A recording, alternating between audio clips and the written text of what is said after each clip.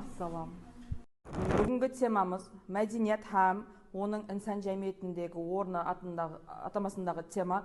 Демек, мәдениет дегеніміз арабша Мәдина сөзінен алынған болып, қала яки қалалық деген мәністі аңлатады. Инсан өмірінде мәдениет тек ілімде яки әдетлерде емес, күнделікті өмірде де кең пайдаланып білінеді. Мәдениет түрлі формаларда көрінеді. Мәдениеттің өзі екіге бөлінеді: материалдық мәдениет һәм рухи мәдениет болып. Материалдық мәдениетқа инсан тарапынан жаратылған материалдық бұйымлар, құрылмалар, техника һәм технологиялар кіреді. Рухи мәдениетқа білім, көркем өнер, дін, әдеп, икрамлық, үрп әдет, тіл һәм басқа жәмиетлік қадіретлер системасы кіреді. Және мәдениет төмендегі түрлерге бөлінеді: мәдениет, милли мәдениет һәм ұлыма инсанилық мәдениет болып. Мәдениет жәмиет тұрмысының барлық тарауларын қамтып алады. Ол инсанның ой пікірін, әдеп икрамлығын, эстетикалық көзқарасын һәм дүние қарасын қалыптастырады. Әйне мәдениет арқылы шахс жәмиетте өз орнын табады, социалыққа ие болады һәм рухи рауажлануға ерседі. Мәдениеттің рауажлануға қосқан тикарғы үлесін төмендегілерден барады: әдеп икрамлық өлшемлерін белгілеп береді. Бұл болса жәмиетлік тәртіпті тәминлейді. Демек, студентлер, мәдениет болмағанда инсан өмірі қандай болар еді? Мәдениет болмағанда инсан өмірі тек бос халында болатын еді. Яғни мәдениет арқылы инсанның көп нәрселері білінеді. Әдеп икрамлылық, пікірлеу, тикарның философиясы. Егер ол болмағанда, мәселен, хайуандардан farqымыз қалмайды. Яғни тек жасау үшін неміс болатын еді. Жасау үшін күресетін едік, бірақ басқа біздерден неміс болмайды еді. Мақсатымыз болмайды еді. Болғанда расымен инсан жасап атырған қандайда бір тірі жәндік болып қалған еді. Яғни тірі маңқұрт болады, оның ешқандай мақсат жоқ, өмірге деген талпыныс болмайды. Мәселен, инсан өзінің ішкі этикасыменен инсан болып танылады. Ол ішкі көзалдығы, жаңағыдай көркем өнерге мұхаббатыменен инсан болады. Мәдениет болмаса, инсан аталмайды. Yaxshi. Kitob o'quv madaniyatga qanday ta'sir ko'rsatadi? Кітап оқудың тәсірі мәдениетқа жүдә үлкен тәсір етеді. Себебі кітапта әрбір инсанға тәрбиялық, оның рухиятын жоғарылату үшін көптеген мағлұматлар бар. Кітап оқу арқылы біздер мәдениетімізді жоғарылатып барамыз. Кітап оқу арқылы инсанның санасындағы бостық толып барады һәм кітап арқылы инсан қандай да бір мақсатқа бағдарлана алады. Инсан кітап оқу арқылы өзіне көптеген тәжірибе арттырып алуы мүмкін. Мәселен, бір адам өзінің 35 жыл өмірін бір кітап жазуға жеткізген болса, сол кітапты адам оқу арқылы өзіне сол 35 жылдық тәжірибені арттыру мүмкіндігі бар. Яғни жастар әзірінде кітап оқу арқылы өзінің көзқарасын, ой-өрісін жүзә кеңейтеді. Бұл кеңейту инсанға көптеген өзі көзіменен көре алмаған заттарды ойменен баруға жәрдем береді. Мәселен, көптеген ғалымдарды мысал келтірсек болады оларға. Мәселен, өзбекстан кітап қазіргі күнде бук-блогерлер жақсы рауажданып жатыр. Бұларды мысал етіп жаңағы Атайып Мәккемовтарды мысал келтірсек болады. Соларды көрсек, кітап оқитын адам қандай болу керек екені hakkında білсек болады. Олардың сөйлеу сөзі, ой пікірі кітап құмар адамның тарихи айнадағы жүзі екенін белгілеп тұрады. Қарақалпақстаннан және кітап құмарлардан кімдерді білесің? Қарақалпақстаннан мен ең танитын блогер, инстаграм блогері Қыдырнияз Бабанияз. Жастарды сол дисциплинаға һәм сол кітап оқуға, инсанды қандай тәртіппен өмір кешіруге бағдарлайтын блогерлер. Мен айтылатын блогерлер айтыламын соны. Кітапларда әрқилы білімдер, көрікпелер, тәжірибелерді алу мүмкін. Осы олардан мәселен пән, тарих, философия һәм басқа білім көрікпелерді мәдениетті қолдану мүмкін үйреніп. Енді келесі сұрау, кинофильмлердің мәдениетқа тәсірі қандай? Кинофильмлердің мәдениетқа тәсірі hakkında біздер сол кинофильмлер арқылы өзіміздің мәдениетімізді үйренсек болады, олардан үлгі алсақ болады. Мысалы үшін, милли киноларымыз, тарихи кинолар арқылы біз өзіміздің миллилігіміз, мәдениетіміз, қадіретлеріміз hakkında көптеген мағлұматтарға ие боламыз һәм көптеген жастарды өзіне тарта алады, яғни кинофильмлер арқылы. Бүгінгі күнде Қарақалпақ қосқылары һәм фольклор жүдә бір таңқылар ахметке ие болып есептелінеді. Яғни біздің шығармаларымыз, дастанларымыз, солардың һәммесі қобызлар, дутарлар арқылы дөрейліп, халыққа өзінің мәдениетін, бай мирасын танытып көрсетіп береді. Мен har birimiz o'zimizning jeki fikrlarimiz bor ekan temaga байланысты. Енді temani davom etib maqsadida qiziqarli o'yinlarimiz bor, so'zlarga o'tsak. Akamanadan bir odamdan chiqib, 3 so'rovda 3 so'rovlar kelib belgilarni olsa.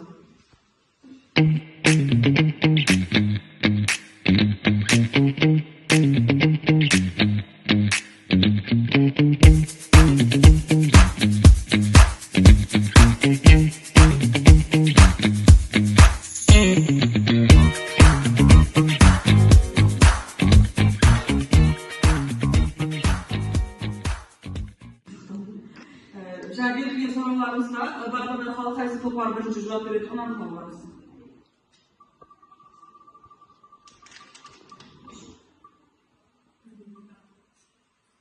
Demek birinchi to'plarimiz ketdi.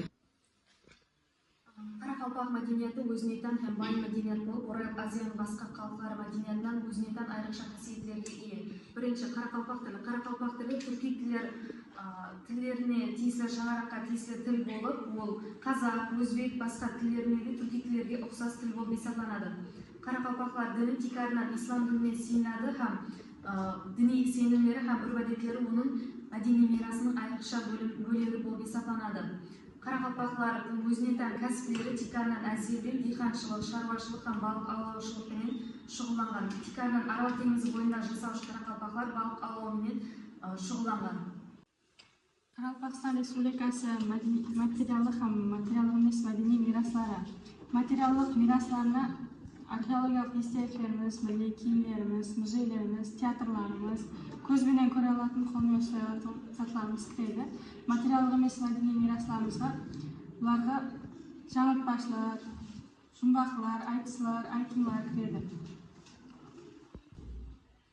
Қарақалпақ өнерменшілік түрлеріне кестешілік, білем тоқу, ағаш ойнақерлігі hamda зергерлікті мысалына келтірсек болады. Элементтер бұл дәстүри ұсуларды үйренген алда бүгінгі күнде заманауи бұйымдарды жаратуға әрекет етіп кеткен. Мәдениетті жоғарыда айтып өтілгендей материалдық һәм материалдық емес түрлерге бөлінеді. Материалдық түрлеріне бүгінгі күнде әдебиетті, дастанларымызды, шығармаларды алсақ болады. Әдебиетқа келгенде шайырлардан Бердақ, Әжінияз, Күнқожа, бүгінгі күнде Ибраим Юсупов өзінің бірқанша шығармаларымен мәдениетті суреттеп кеткен. Мысал қылып алатын болсақ, қызларымыздың бүгінгі күнде келетұғын көк көйлек Ибраим Юсуповтың өзінің қосылғанда өз сәулесін тапқан. Мысалы, сұлулықтан біз қалмайық ізде деп, жаңа әулет алар бізді ескетеп, халқың 1000 жыл кейін тікті кестелеп жараспасты енді келген қызлар. Бүгінгі күнде Қарақалпақлар мәдениеттің өз тарихи тамырларына сүйенген халда заманауи мәдениетпен ұйғыласып кең рауажданбақта һәм оны жас әулетларға жеткеріп, асырап абайлап, һәм оны өз мәдениетін жаһан көлемінде интеграция қылуда үлкен рөл ойнамақта. Birinchi to'plarning javoblarini tingladik. Endi navbat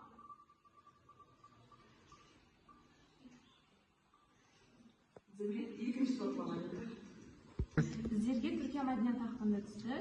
Turkiya madaniyati бұл әйемгі мәдениеттердің бірі болып, оның қатесінде түрк, грек, араб, фарс һәм османлылар мәдениеті тәсірінде қатескен болып есептелінеді. Оның тарихы хақында қысқаша тоқталып өтетін болсақ, Türkiye'de medeniyet, көркемөнер, әдебиет, һәм басқа санаттар Османлылар дәуірінде рауажданған ол заманда Сельджукилер дәуіріне келіп, әне құрылыс, көркемөнер, мешіт, медреселер көркем рауажданды. 1923 жыл Түркия республика болғаннан кейін болса, мәдениет, яғни заманауи мәдениет жоғары дәрежеде рауажданған өз шыңына жетті.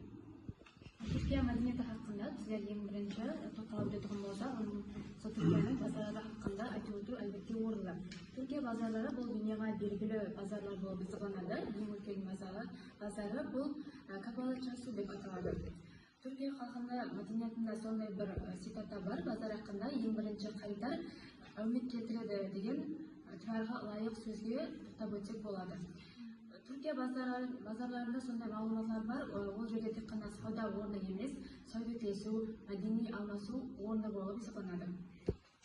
Енді түрк әдебиетіне келетін болсақ, бұл үлкен бір өзіне тән бай тарихқа ие. Мысалы, енді түрк әдебиетін алсақ, мысалы 8-11 әсірлер. Бұл дәуірде Орхон Енисей жазба естеліктерімен мысал келтірсек болады. Бұл ішінде Білке Қаған, Төлияқұл сияқты жазуларда халықтың ақойлығы, олардың патшалардың үкімранлығының жақсылығы, халықты ойлайтындығы айтып көрсетілген. Онан соң ислам мәдениеті кіріп келуімен араб парсы тілдері жақсы рауыжданып кеткен. Онан соң 11 ғасырдегі Юсуп Хас Хажиптің кітап көпірлік шығармасын мысал келтірсек болады. Оның мысалы белгілі шайыр қандай жазушылар бар. Мен енді біздерге бараған шарт емес, 3-ші топтарымыз қалды, 3-ші топтар бастайды.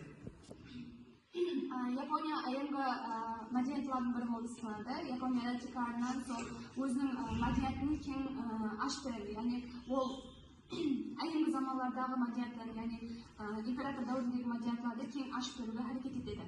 Олардың милли киімдері, милли ауқатлары эстетикалық болып есептеледі. Яғни олар текарынан теңіз mahsulotlari жегендігі себепті олар жас көрінеді. Олардың милли киімі хамбок болса, текарынан милли байрамдар келеді. Біздер бұл бойынша қысқаша видеороликтарды алып келген едік.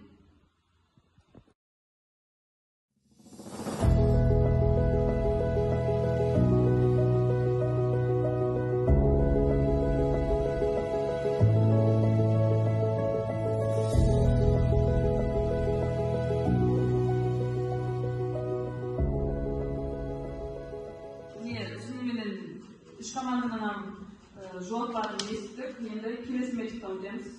Кейінгі методымыз мәдениет сөзін аламыз. Мәдениет сөзінде ұлымалық мәдениетқа байланысты терминдерді Топалды Хамет студенттер ортаға шығып, шеңбер тәрізінде бұл топшадан пайдаланып, бір-біріне уақыттаған қалда 3 секунд аралықта жауап беру шарт.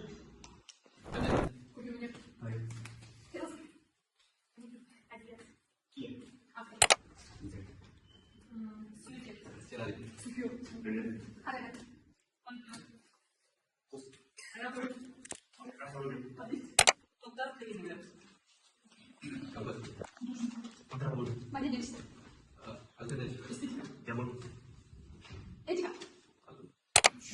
Bunu bıraktan sonra dipseden hatalar açılır, dipseden boyu dışarıda. Devam ederiz. Hadi. Evet. Yok. Yok, Ne diyor? Latifa. Okumadım. Men o'z-o'zidan ko'rinib turibdi, bu metodda tilеген birinchi o'rinda oldi. Rahmat, o'rnlarga joylashing. Men bir qator metodlardan foydalanib, shu bilan bugungi temamizni shumaqlaymiz.